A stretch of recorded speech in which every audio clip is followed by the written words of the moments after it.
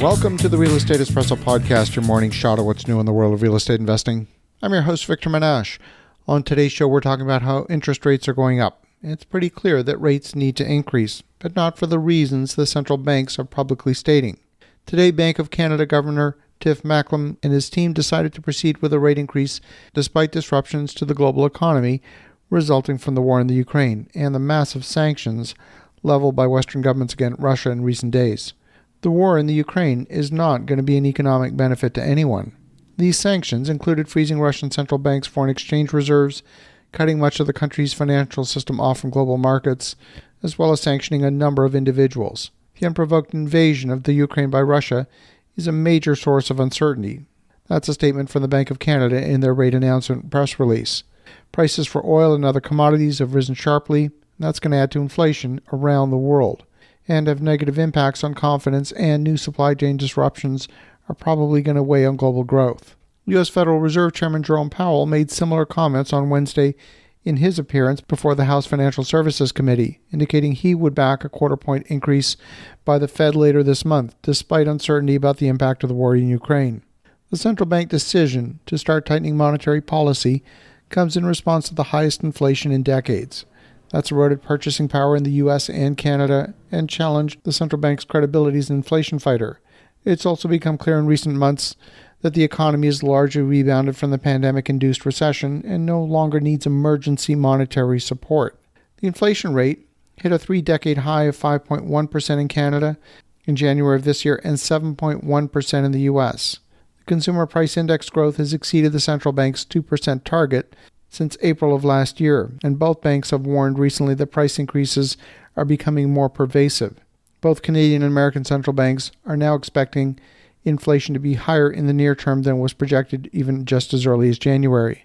The Canadian Central Bank forecasts the inflation rate to remain close to 5% until the middle of the year, and then eventually decline to 3% by the end of the year.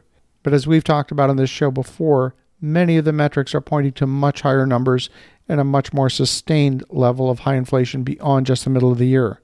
Countries around the world have struggled with high inflation over the past year, as the pandemic has disrupted supply chains and changed consumer consumption patterns.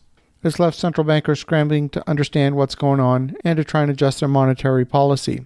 The Ukraine conflict adds additional inflationary pressure as well as economic confusion. Russia is one of the world's largest oil and gas producers, and both Russia and the Ukraine are major grain exporters.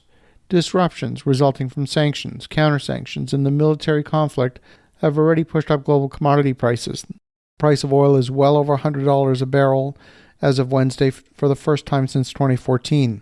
Higher energy prices tend to benefit the Canadian economy, but they also hurt people at the gas pump, and they feed into production and transportation costs, pushing up consumer prices at a time when the central banks are already worried about losing control of the inflation narrative.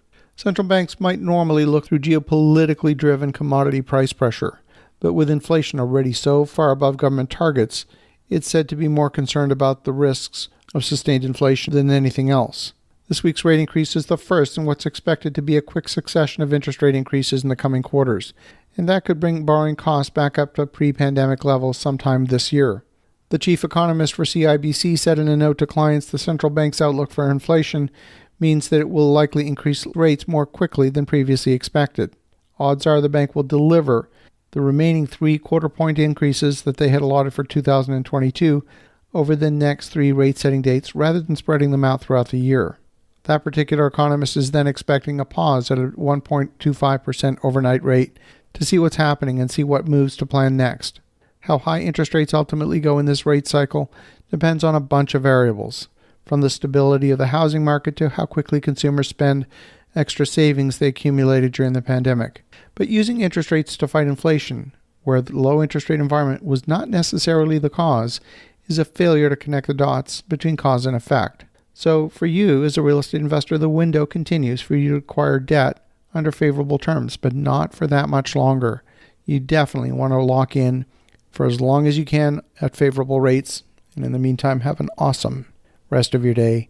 Go make some great things happen. And I'll talk to you again tomorrow.